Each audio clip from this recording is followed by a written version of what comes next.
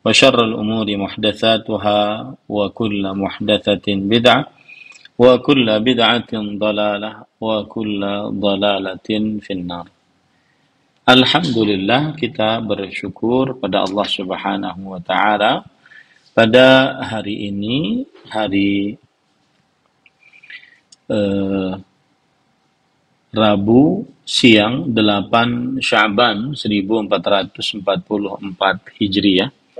Kita dimudahkan oleh Allah Subhanahu wa taala untuk duduk bersama mengkaji kembali kitab Fathul Majid, syarah kitab Tauhid yang ditulis oleh Fadilatul Syekh Al-Allamah Abdurrahman bin Hasan Al-Syekh rahimahullahu taala. Salawat dan salam semoga selalu Allah berikan kepada Nabi kita Muhammad sallallahu alaihi wa ala alihi wasallam, pada keluarga beliau, para sahabat, serta orang-orang yang mengikuti beliau sampai hari kiamat kelak. Dengan nama-nama Allah yang husna dan sifat-sifatnya yang ulia, kita berdoa, Allahumma inna nas'aluka ilman nafi'an wa rizqan tayyiban wa amalan mutaqabbala, Allahumma amin.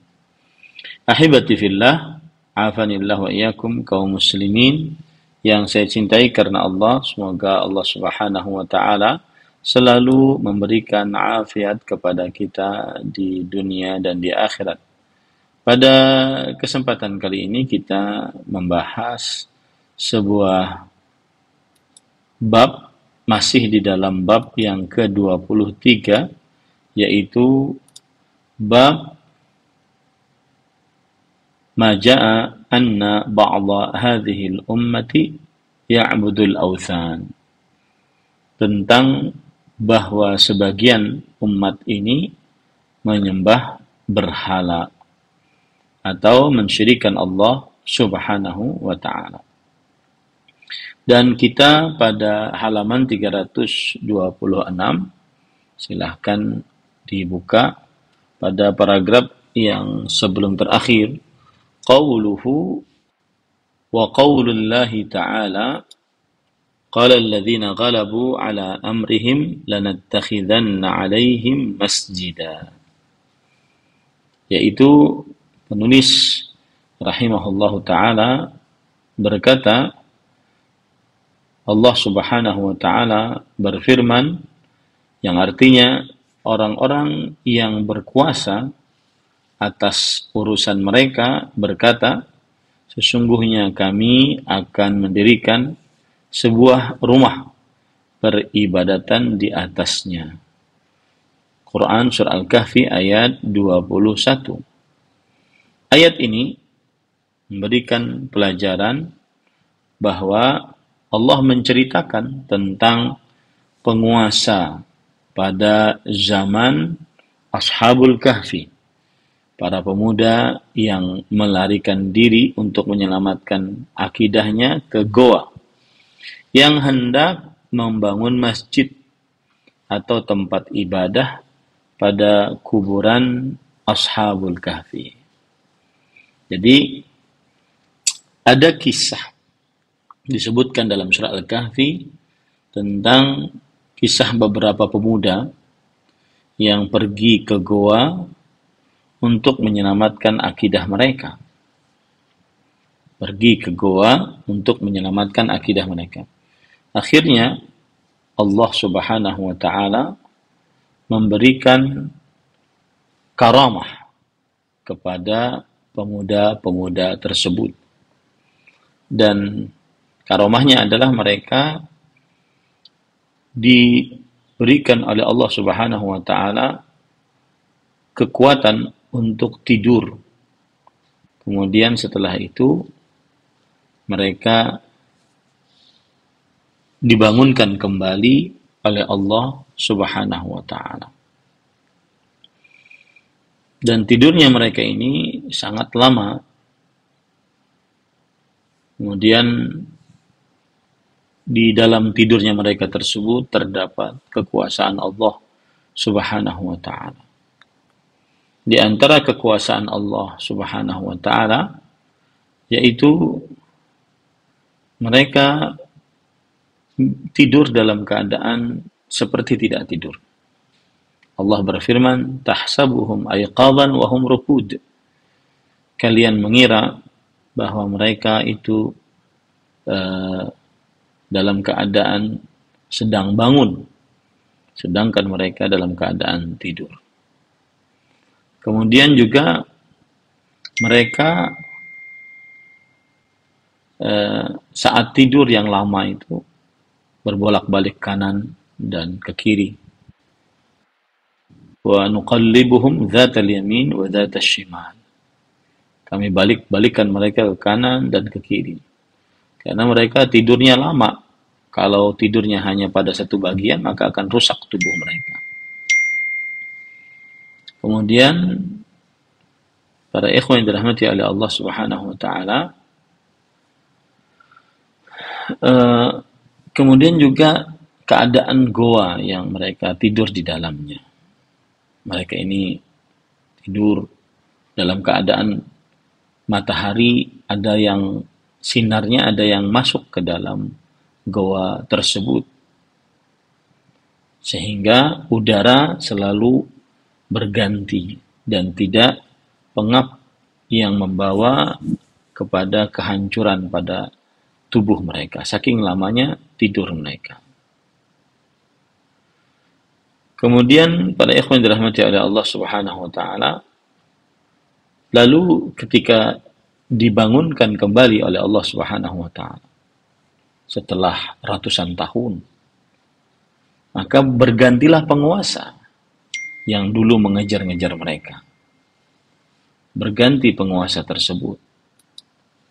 Nah, kemudian setelah berganti penguasa tersebut, penguasanya sudah sepakat dengan keyakinan para pemuda ini. Nah, ketika sepakat dengan keyakinan para pemuda ini, maka akhirnya orang-orang pada tahu bahwa pemuda inilah yang dulu diceritakan mereka kabur dari penguasa yang zalim dan mensyirikan Allah Subhanahu wa taala. Akhirnya mereka kemudian kembali lagi ke goa karena mereka mengira bahwa diri mereka masih dikejar-kejar.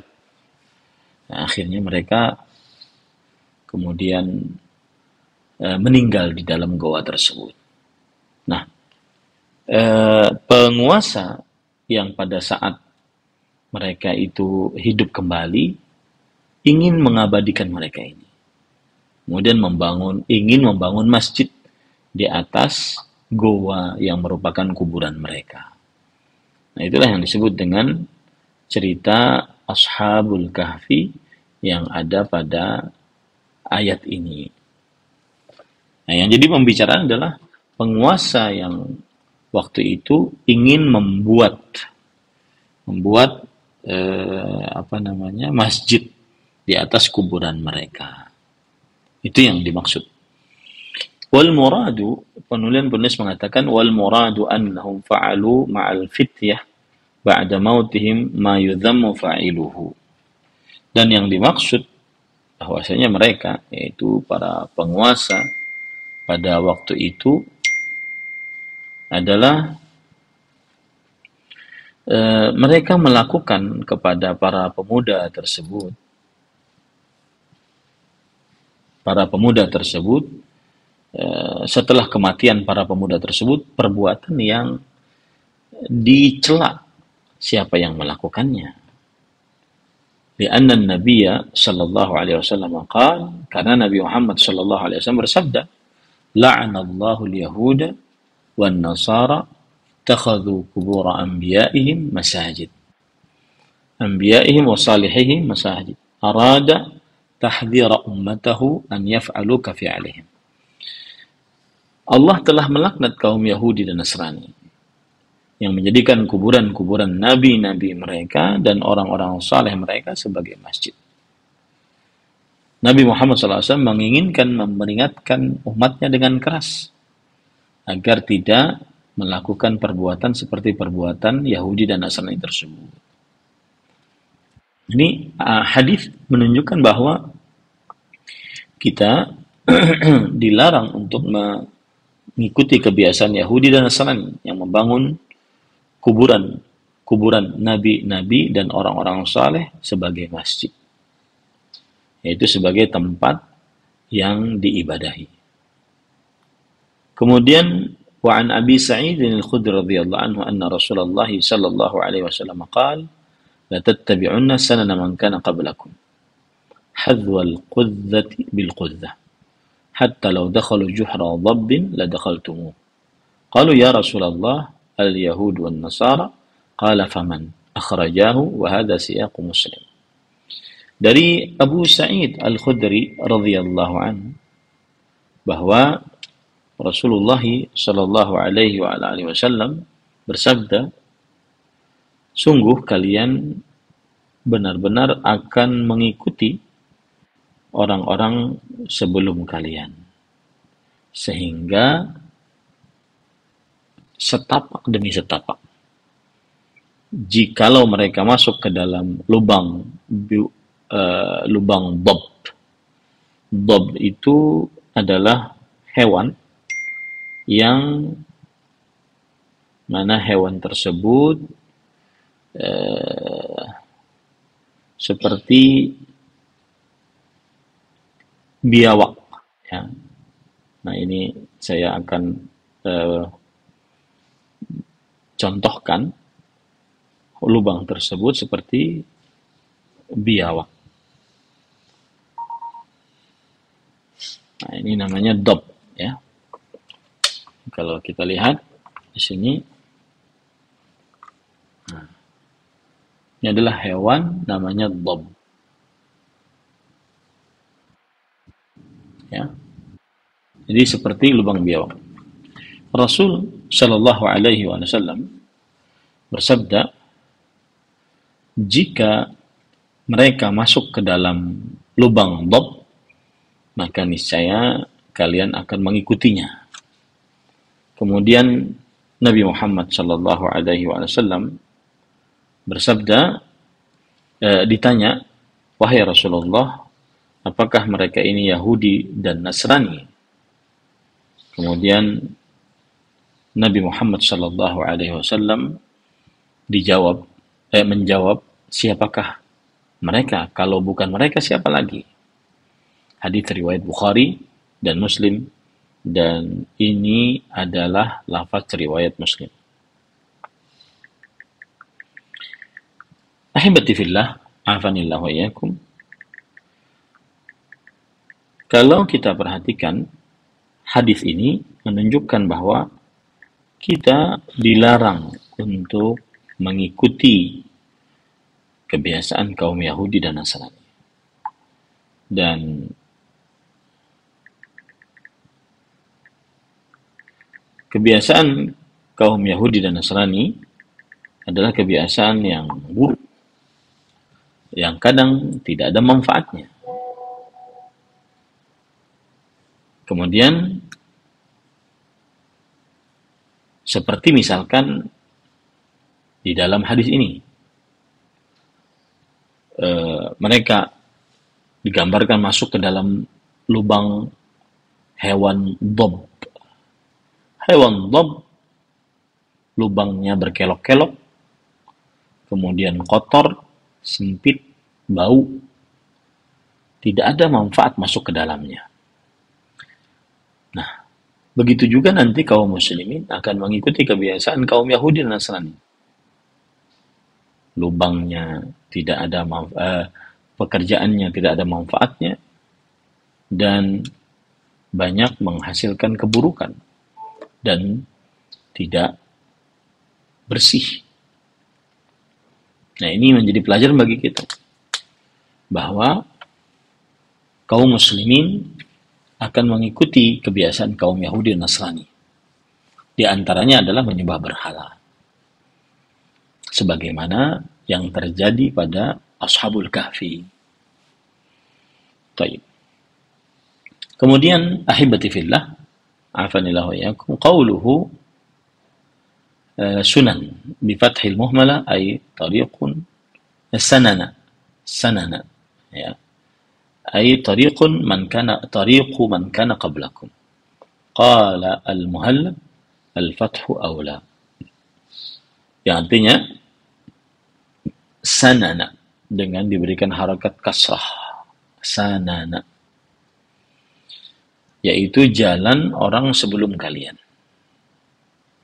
Dan Al-Muhallab rahimahullah berkata, pakai fathah lebih utama, bukan sunana tetapi sanana. Meskipun sunana juga diperbolehkan. Lalu siapa Al-Muhallab yang disebutkan di dalam kitab tadi? Al-Muhallab bin Abi Safrah. Beliau ini adalah ulama Islam di abad ke-1 Hijriah. Itu wafat pada tahun 78 Hijriah. Al-Muhallab.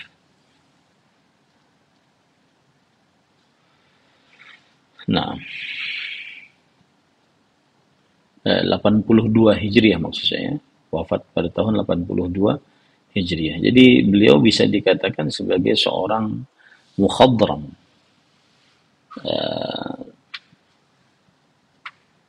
Yang mana beliau ini belum bertemu dengan sahabat Rasulullah sallallahu alaihi wa ala alihi wasallam. Nah, Al-Muhallab berkata, al-fathu aula, yaitu memakai kata sanana, sinnya diberikan harakat fathah, lebih utama daripada sunana. Karena hadisnya tadi berbunyi begitu. La tattabi'unna sanana. Ada juga yang membaca sunana. Qawluhu hadhwal qudzati bil qudzah. Di dalam hadis Rasulullah SAW disebutkan setapak demi setapak. Binas hadhwa ala al-masdar wal qudzah bi dhammil qab wahidatul qudzati wa huwa rishus saham. Al-qudzah artinya adalah arish as-saham. Ini kalau kita perhatikan, qudzah itu maknanya seperti gambar di bawah ini. Ini namanya qudzah. Ini saya contohkan gambarnya. Nah, ini adalah qudzah, yaitu bulu yang ada pada anak panah. Bulu yang ada pada anak panah. Jadi benar-benar sama. Tidak ada bedanya. Nah, begitulah nanti kaum muslimin akan mengikuti kebiasaan kaum Yahudi dan Nasrani. Dan benar-benar sama. Ay la tattabi'unna tariqahum fi kulli ma fa'alu. Sungguh kalian akan benar-benar mengikuti jalan mereka di setiap apa saja yang mereka perbuat. Wa tushabbihuhum fi dzalika kama tashabbaha qudzatus sahmi al-qudzata al-ukhra. Dan kalian menyerupai mereka di dalam hal tersebut. Sebagaimana bulu pada anak panah sama dengan bulu yang lain. Wa bihadza tadhharu munasabatul ayati litarjamah. Dengan ini akan nampak kesinambungan ayat-ayat dengan apa yang dimaksud pada bab ini. Waqad waqa'a kama akhbar. Dan telah terbukti, telah terjadi sebagaimana yang Rasulullah sallallahu alaihi wasallam beritahukan. Wa huwa 'alamun min a'lamin nubuwah. Dan ini merupakan tanda dari tanda-tanda kenabian. Nah, Qauluhu hatta law dakhalu juhra dhabbin ladakhaltum. Jadi kalau lihat tanda-tanda kenabian ini memang benar. Sebagian dari kaum muslimin mengikuti kebiasaan kaum Yahudi dan Nasrani. Dalam setiap yang mereka lakukan, diikuti. Ya. Mau yang bermanfaat, tidak bermanfaat, diikuti. Dan ini merupakan tanda dari benarnya kenabian Nabi Muhammad SAW.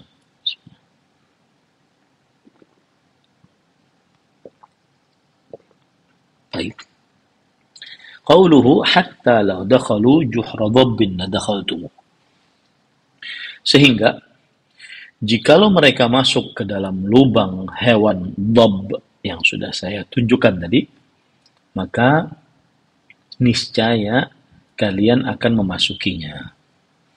Wa fi haditsin akhar hatta law kana fihim man ya'ti ummahu alaniyatan lakana fi ummati man yaf'alu dzalik.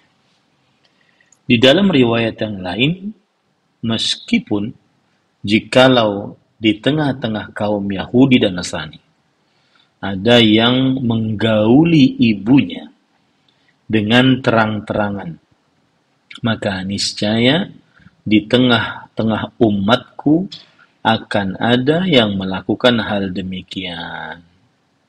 Arada sallallahu alaihi wasallam anna ummatahu la tada'u syai'an mimma kana yaf'aluhu al-yahud wan nasara illa fa'alathu kullahu la tatruku minhu syai'an. Yang diinginkan oleh Nabi Muhammad SAW dalam penjelasan beliau bahwa umat Nabi Muhammad SAW tidak meninggalkan sesuatu apapun dari apa yang dilakukan oleh kaum Yahudi dan Nasrani, melainkan umatnya akan melakukannya seluruhnya, tidak meninggalkan sesuatu pun darinya sedikit pun. Nah, mengerikan ya, subhanallah. Dan ini sudah terjadi para ikhwan.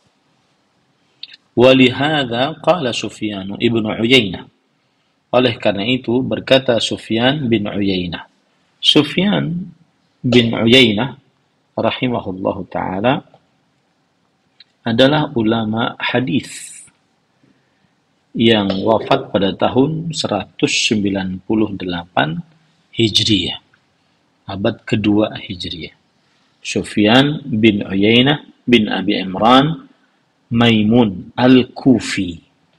Beliau ahli hadis. Dan di sana ada Sufyan yang lain, yaitu Sufyan bin Sa'id bin Masruq Ats-Tsauri. Ada Sufyan yang lain ya. Dan Sufyan Ats-Tsauri dengan Sufyan ibn Uyainah, kalau Sufyan Ats-Tsauri beliau wafatnya pada tahun 161 Hijriah. Berarti lebih tua dari Sufyan bin Uyainah. Ya, makanya disebut dengan Sufyanan. Dua orang yang bernama Sufyan. Dan dua-duanya ahli hadis. Dua-duanya ahli hadis. Baik. Berkata Sufyan bin Uyainah, Man fasada min ulama'ina fafihi syabahun minal yahud. Siapa saja yang telah rusak dari ulama-ulama kita, maka di dalamnya terdapat penyerupaan diri dengan kaum Yahudi. Wa man fasada min ubbadina fa fihi syabahun minan nasara. Dan siapa saja yang rusak dari para ahli ibadah kita, maka di dalamnya terdapat penyerupaan dengan kaum Nasrani. Kenapa? Karena kaum Yahudi itu ahli ilmu, mereka faham ilmu agama, ya. Dan kaum Nasrani ahli ibadah. Cuma ilmunya kaum Yahudi tidak diamalkan dan ibadahnya kaum Nasrani tidak di atas ilmu. Nah, gitu ya.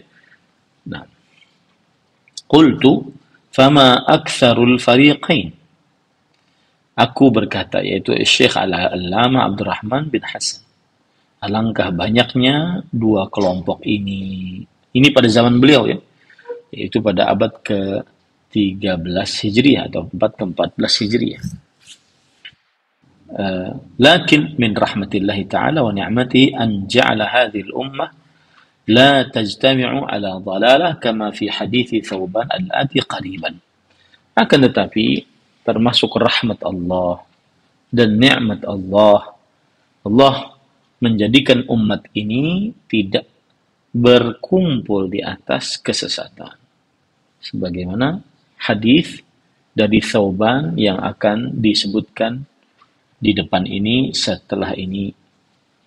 Qauluhu, qalu ya Rasulullah, al-Yahud wan Nasara, qala faman. Di dalam hadis disebutkan para sahabat bertanya, wahai Rasulullah, mereka Yahudi dan Nasrani yang engkau maksud di dalam hadis tadi yang akan diikuti oleh kaummu? Maka Nabi Muhammad SAW menjawab, jika bukan mereka, siapa lagi?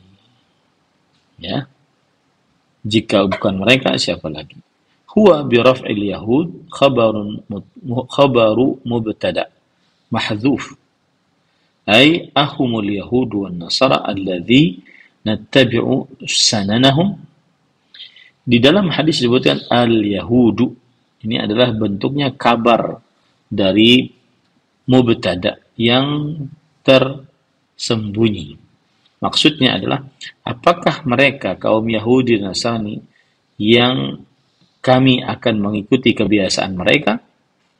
Nah, itu maksudnya. Wa yajuzun nasbu bi fi'lin mahdhufin taqdiruhu ta'ni. Boleh juga dengan al-yahuda wan nasara. Al-yahudanya pakai harakat fathah, yaitu diberikan harakat fathah.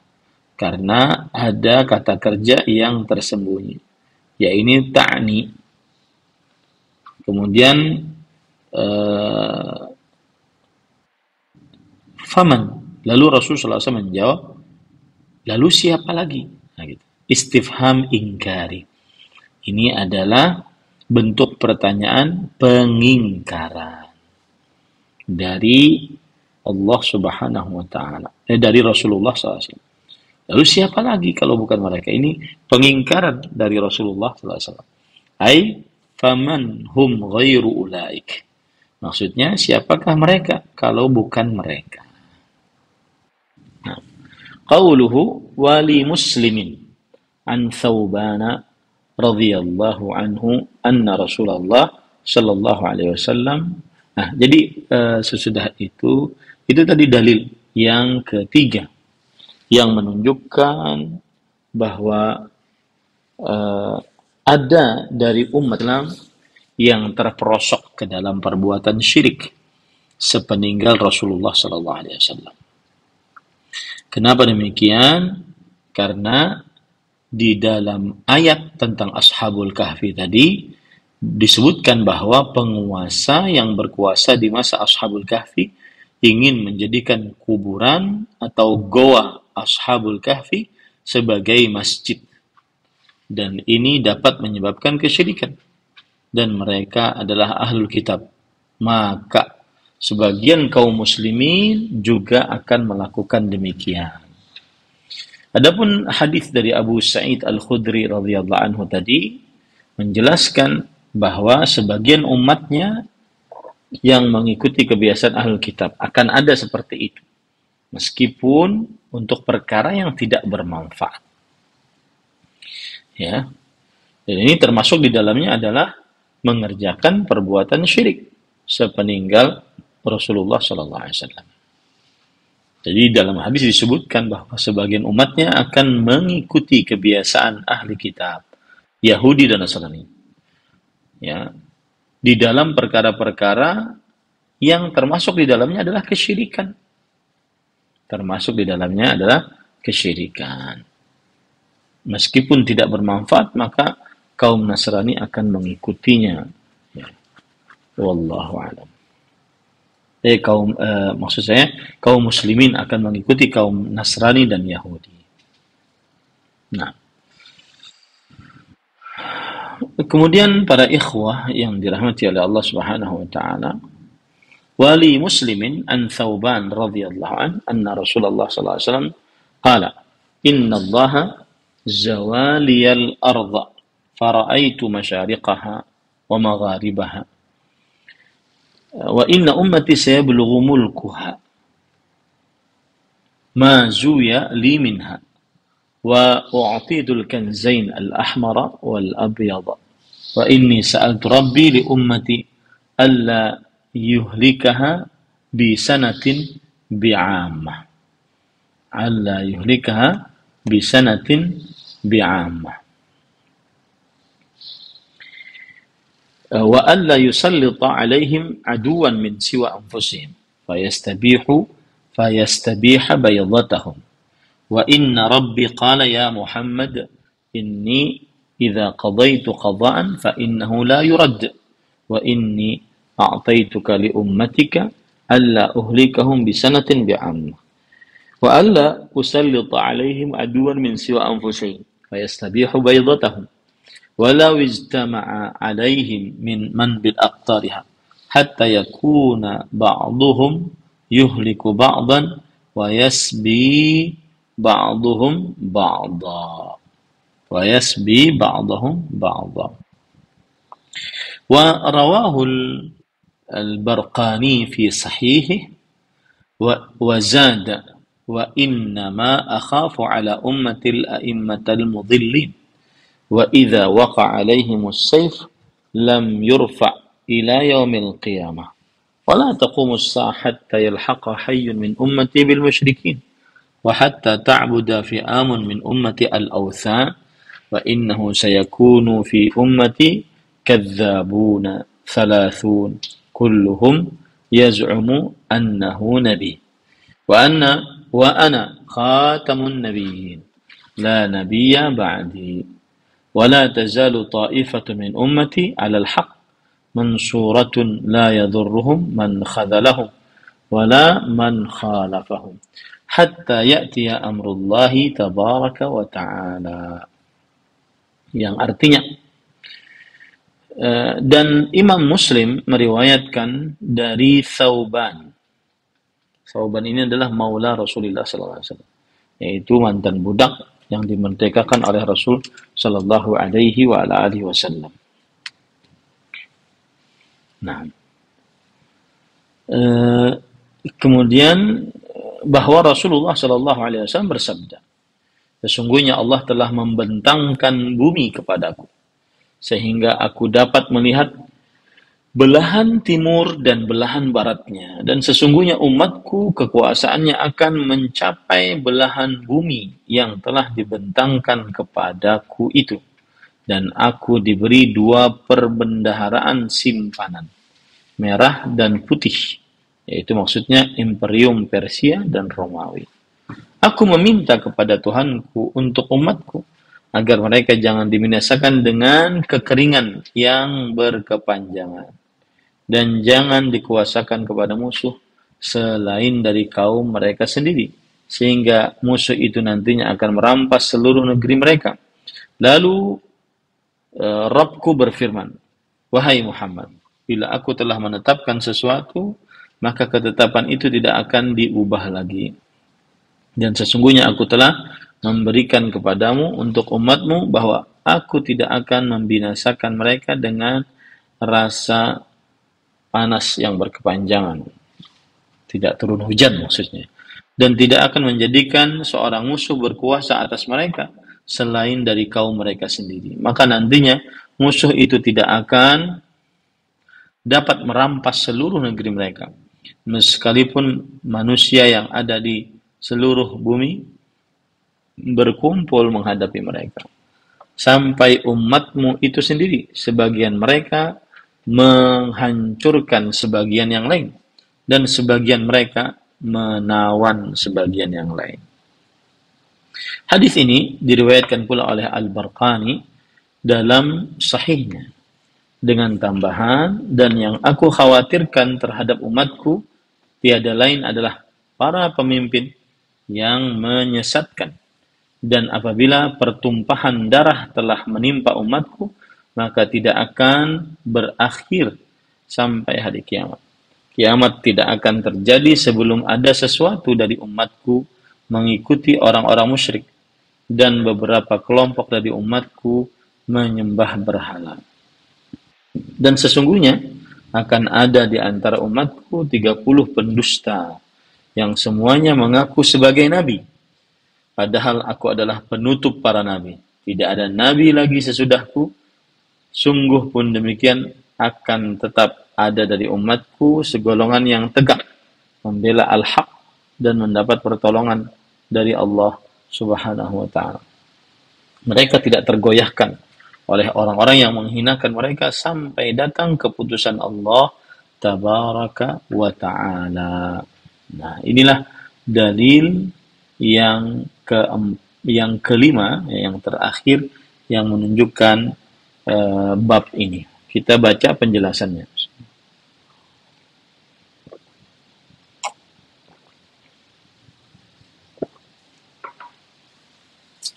هذا الحديث رواه أبو داود في سننه وابن ماجه بالزيادة التي ذكرها المصنف. Hadis ini diriwayatkan oleh Imam Abu Daud di dalam kitab sunannya dan Imam Ibnu Majah dengan tambahan yang telah disebutkan oleh penulis. Qauluhu an Thauban. Di dalam hadis disebutkan dari Thauban. Siapa itu Thauban? Thauban adalah huwa maulan Nabi sallallahu alaihi wasallam. Sahibahu wa lazamahu wa nazala ba'dahu Syam wa mata bihimsin sanata 54. Beliau adalah maula. Maula itu istilah untuk seorang budak yang pernah dimerdekakan ya, oleh seseorang. Nah, Thauban adalah seorang budak yang pernah dimerdekakan oleh Rasulullah Sallallahu Alaihi Wasallam, lalu akhirnya menjadi pembantu Rasulullah Sallallahu Alaihi Wasallam. Lalu Thauban menjadi sahabat Rasul Sallallahu Alaihi Wasallam dan selalu melazimi Nabi Muhammad Sallallahu Alaihi Wasallam. Setelah Rasulullah SAW wafat, beliau tinggal di negeri Syam dan meninggal di kota Hims pada tahun 54 Hijriah. Qauluhu inna allaha zawaliyal arda qala turbishti zawaita asy-syai' jama'tahu wa qabadtahu. Ketika Allah berfirman, Rasulullah SAW bersabda, sesungguhnya Allah zawa untukku bumi. Zawa artinya adalah mengumpulkan dan menggenggam. Maksudnya Allah menguasakan kepada Nabi Muhammad SAW bumi ya, dari barat dan dari sampai timur. Yuridu taqribal ba'id minha hatta ittala alaihi ittila'uhu 'alal qarib.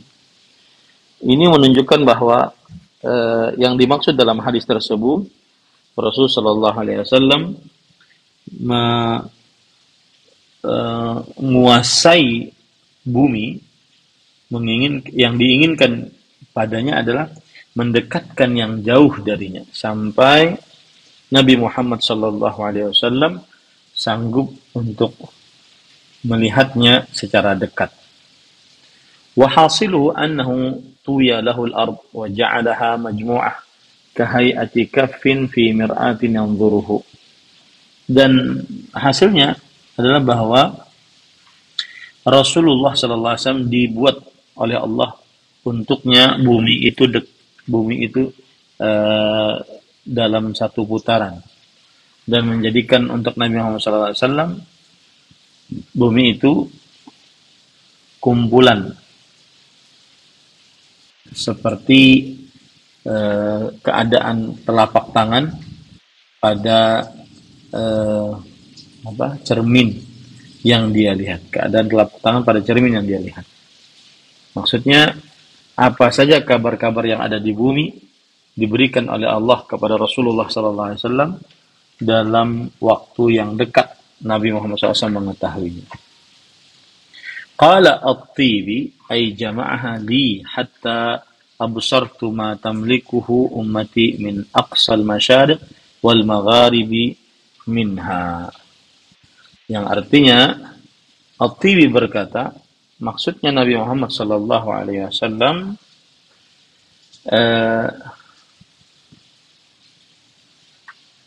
maksudnya Allah Subhanahu wa taala mengumpulkan untukku bumi sampai aku bisa melihat apa yang dimiliki oleh umatku dari mulai ujung timur sampai ujung barat.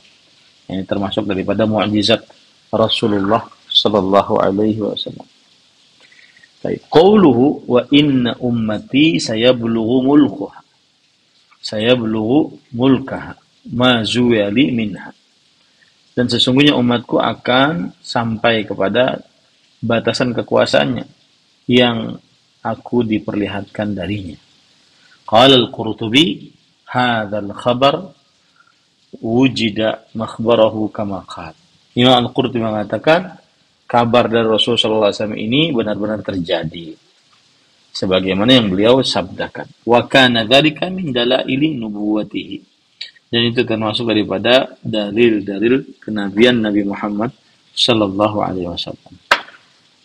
Wa dzalika anna mulka ummatihi ittasa' ila an balagha aqsa tanjah bin nun wal jim alladhi huwa muntaha imaratil maghrib ila aqsa syarq al-mashriq mimma huwa wara'a Khurasan wan Nahr wa kathirun min biladis Sind wal Hind was-Saghd wa lam yata'assa dhalika al-ittisa' min jihatil janub washimal. Dan yang terjadi adalah kekuasaan umatnya meluas sampai kepada akhir Tonjah, yaitu akhir dari bangunan Maroko di barat. Adapun di timur, yaitu sampai akhir dari timur, yaitu di belakang Khurasan dan sungai. Dan kebanyakan dari negara As-Sind dan Hind dan Sadq, dan tidak meluas dengan perluasan dari arah selatan dan utara, karena disebutkan oleh Rasulullah SAW timur dan barat. Nah, gitu ya. Walidzalika lam yadhkur alaihi salamu annahu uriyahu wala akhbara anna mulka ummatahu yablughu. Karena tidak disebutkan oleh Rasulullah SAW bahwa beliau dimimpikan bahwa umatnya akan menguasai selatan dan utara, dan juga beliau tidak diberitahukan bahwa kekuasaan umatnya akan sampai kepada selatan dan utara. Makanya sebagaimana disebutkan saja, yaitu umatnya akan menguasai dari timur dan dari barat, ya, dari timur dan dari barat.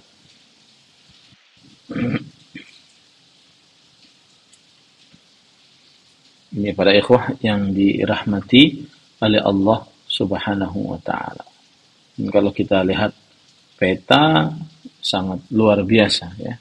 Kekuasaan kaum muslimin persis seperti yang diberitahukan oleh Rasulullah sallallahu alaihi wasallam. Nah, kita lanjut. Qauluhu zuyali minha yahtamil an yakuna mabniyan lil fa'il wa an yakuna mabniyan lil maf'ul. Bisa dimungkinkan dia ini adalah dibentukkan dalam bentuk fasik untuk pelakunya atau bentuk fasik untuk yang diberlakukan padanya. Qauluhu a'titul kanzain al-ahmara wal abyada. Dan aku diberikan dua apa sih namanya? Harta perbendaharaan. Al-ahmar yang merah, al-abyad yang putih. Dua harta perbendaharaan. Qala Imam Al-Qurtubi ya'ni bihi kanza Kisra wa huwa maliku al-Furs wa kanza Qaisar wa huwa maliku ar-Rum wa qusurahuma wa biladahuma. Yang dimaksud itu adalah harta yang dimiliki oleh Kisra, dan Kisra adalah raja dari Persia, dan harta yang dimiliki oleh Kaisar, dan Kaisar adalah raja dari Romawi. dan juga apa istana dari mereka berdua dan juga negara mereka berdua. Ini akan dikuasai oleh Rasulullah SAW dan diberikan oleh Allah kepada Nabi Muhammad Sallallahu Alaihi Wasallam. وقد قال صلى الله عليه وسلم والذي نفسي بيده لا تنفقن كنوزهما في سبيل الله. Rasulullah SAW pernah bersabda, demi yang jiwaku berada di tangannya, sungguh kekayaan mereka berdua akan dinafkahkan di jalan Allah Subhanahu wa taala. وعبر بالأحمر عن كنز قيصر لأن الغالب عندهم كان الذهب. Dan disebutkan warna merah tentang harta kekayaan Kaisar karena kebanyakan dari mereka kekayaannya adalah yang berwarna merah.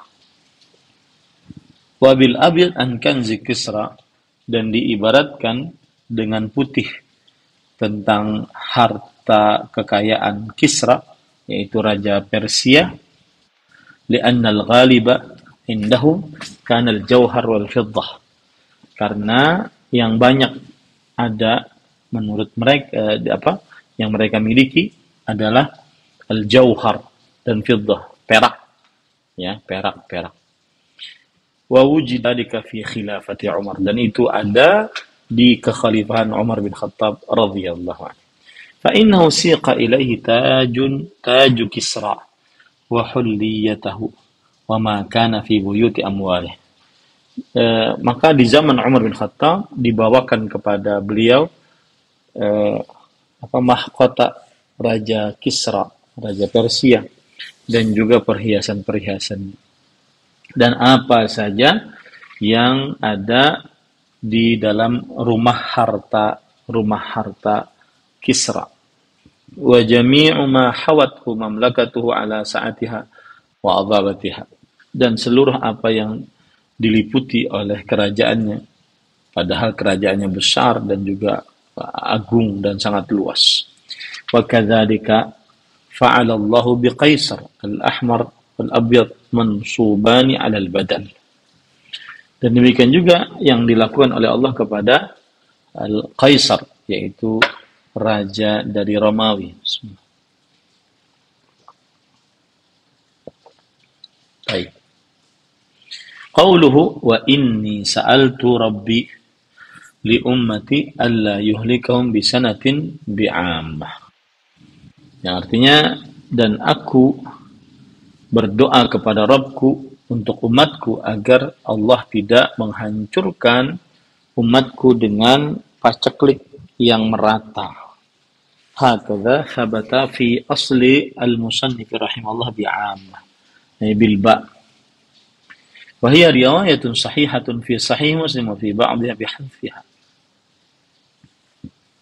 Dan disebutkan di dalam kitab asli yang ditulis oleh penulis dengan kata-kata bisanatin bi'amah, yaitu 1 tahun yang umum, yang sempurna, yang merata, bilba. Dan ini adalah riwayat yang benar dalam kitab Sahih Muslim, dan juga tanpa ba, ya.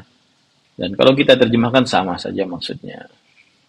Wa ka'annaha zaidah li'anna 'amah sifatus sanah, was sanah al-jadbu alladhi yakunu bihi al-halak al-'am.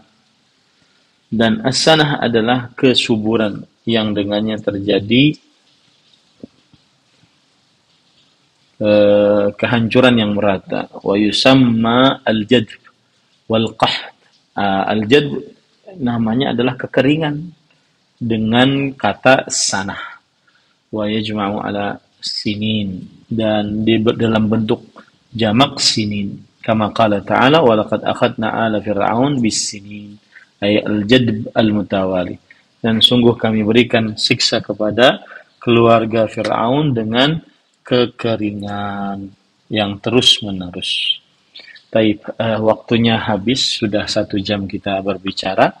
Kita ambil beberapa pertanyaan. Ini hadis belum selesai, insyaallah kita lanjutkan pada kesempatannya akan datang. Wallahu a'lam. Naam.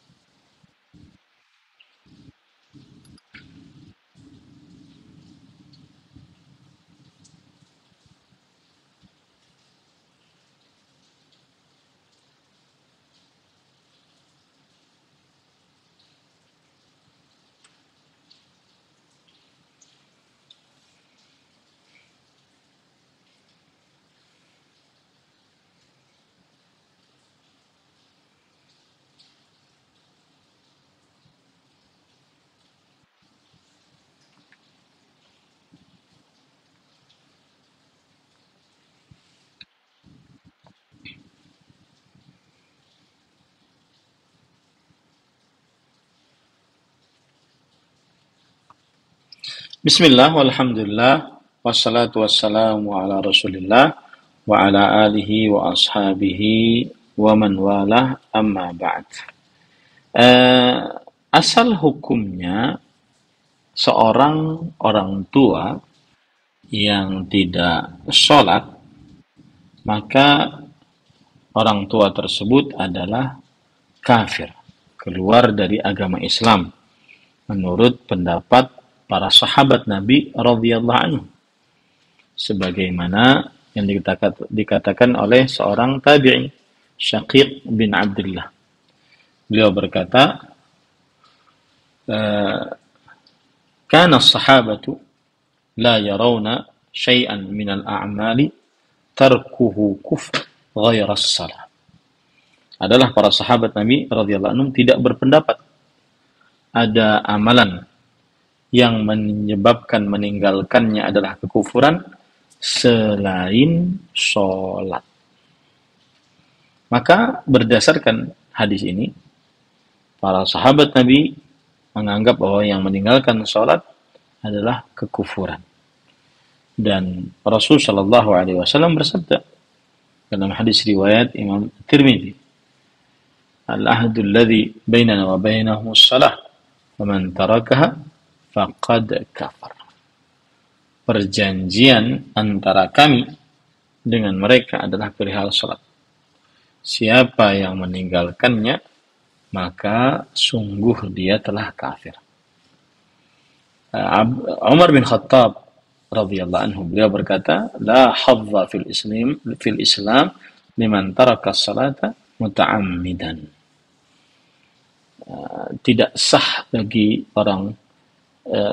seseorang, tidak ada bagian dalam keislaman bagi seseorang yang meninggalkan salat dengan sengaja. Nah, para ikhwan yang dirahmati oleh Allah Subhanahu wa taala, jadi pendapat yang dikuatkan oleh para ulama dan kita mengikutinya bahwa yang meninggalkan salat adalah kafir. Dan jika seorang manusia kafir, tidak dihalalkan untuk didoakan mendapatkan ampunan, rahmat, dan juga bersedekah atas namanya. Karena ini tidak akan sampai dan tidak akan bermanfaat. Tetapi patut diperhatikan bahwa orang tua tersebut mungkin dia mati di atas keislaman dan belum tahu tentang wajibnya sholat. Nah, yang seperti ini tidak mengapa untuk didoakan. Atau orang tua tersebut bertobat sebelum meninggal dan kita tidak tahu. Maka yang seperti ini tidak mengapa kita doakan. Tapi kalau seandainya memang dia mati di atas tidak sholatnya, maka ini adalah sebuah kekufuran dan tidak boleh didoakan. Wallahu a'lam. Nah.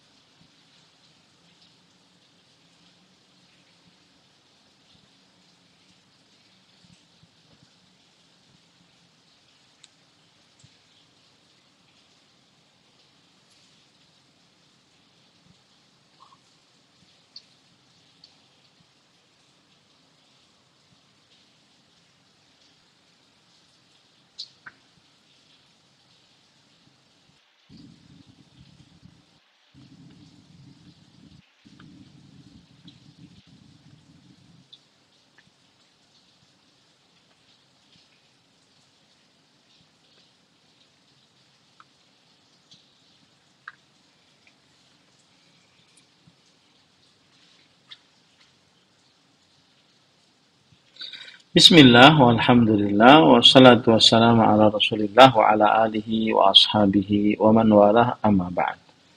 Asal hukumnya berziarah kubur adalah disunnahkan, disyariatkan oleh Rasul sallallahu alaihi wasallam.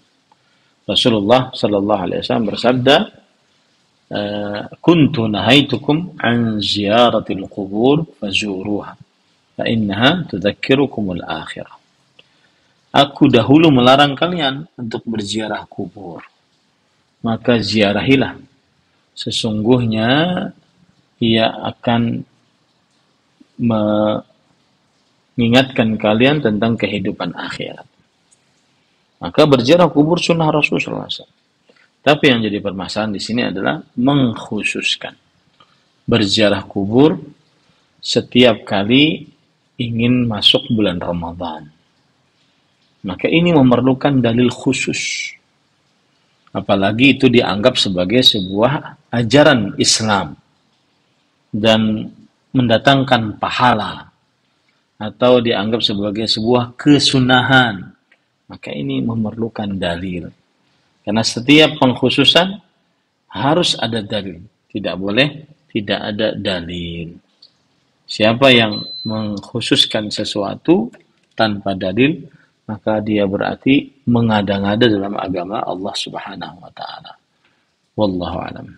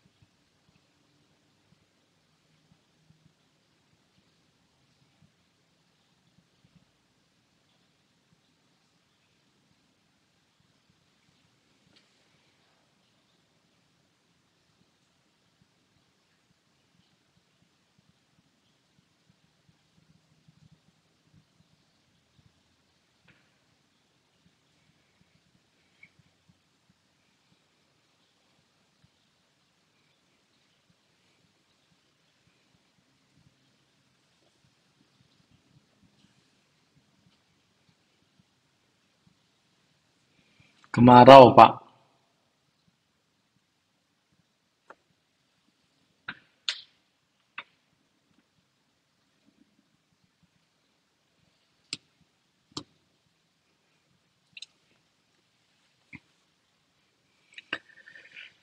Bismillah walhamdulillah wassalatu wassalamu ala rasulillah wa ala alihi wa ashabihi wa man wala amma ba'd. Ketika Rasulullah SAW bersabda, "Alla yuhlika ummati bisanatin bi'amah."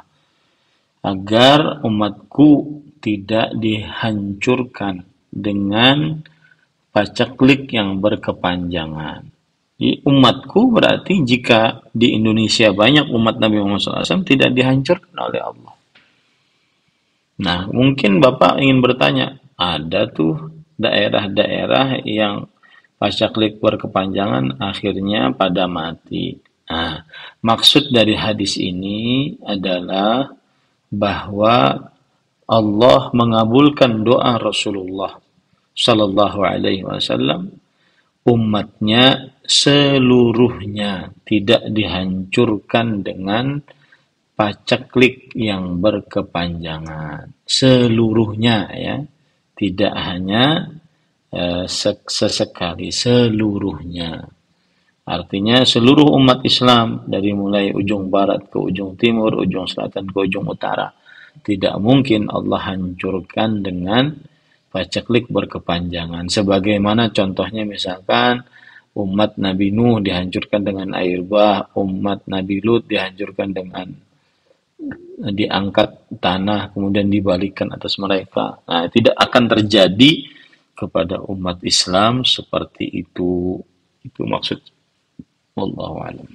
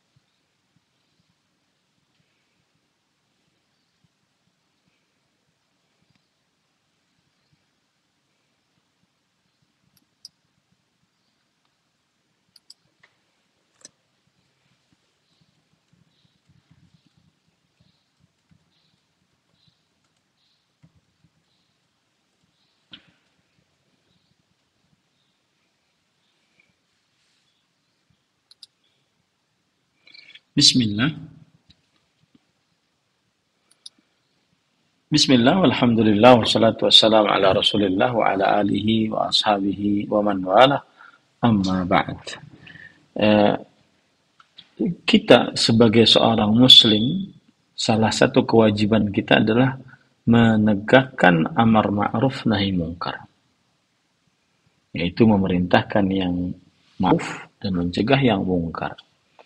Dan menikahnya seorang wanita muslimah dengan lelaki yang bukan muslim, apapun agamanya, diharamkan dalam agama Islam.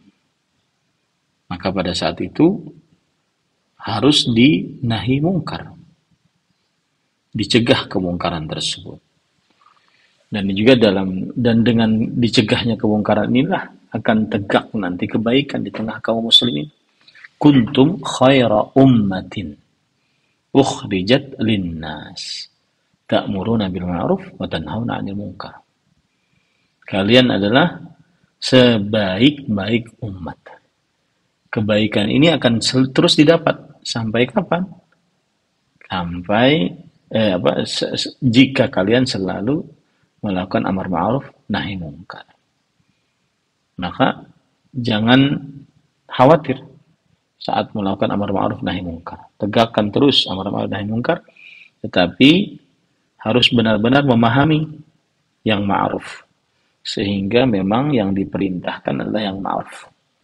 Dan harus benar-benar memahami yang mungkar, sehingga yang benar-benar dicegah adalah yang mungkar. Wallahu a'lam. Nah.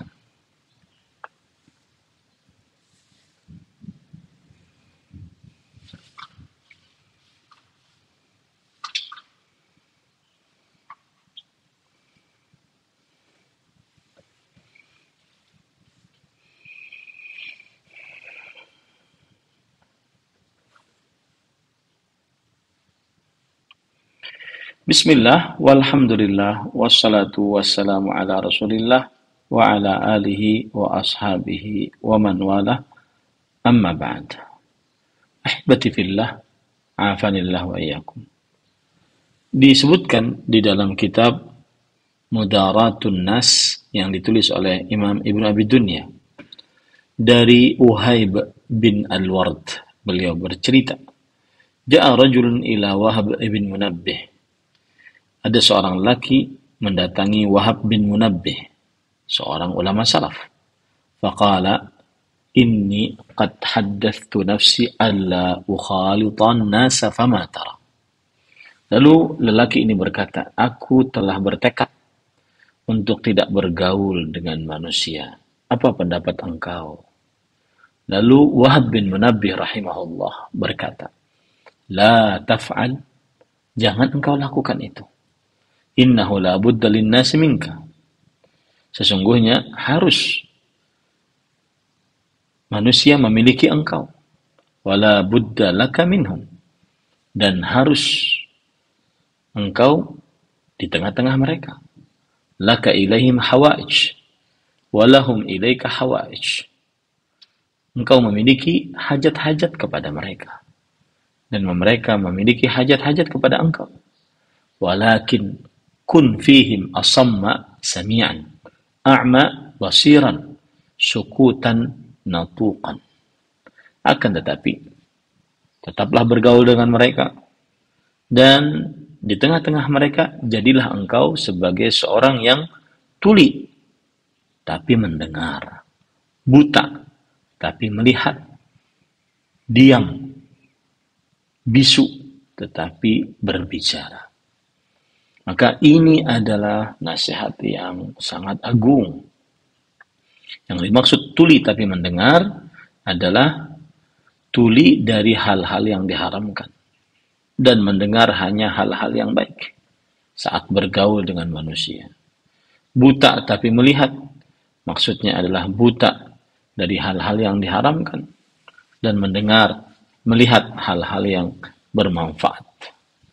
Diam tetapi berbicara, diam dari yang haram, dan berbicara dengan perkataan-perkataan yang bermanfaat. Itulah cara agar kita bisa bergaul dengan manusia, dan bergaul lebih utama dibandingkan tidak bergaul. Wallahu a'lam. Wa sallallahu nabiyana Muhammad walhamdulillahi rabbil alamin. Wassalamualaikum warahmatullahi wabarakatuh.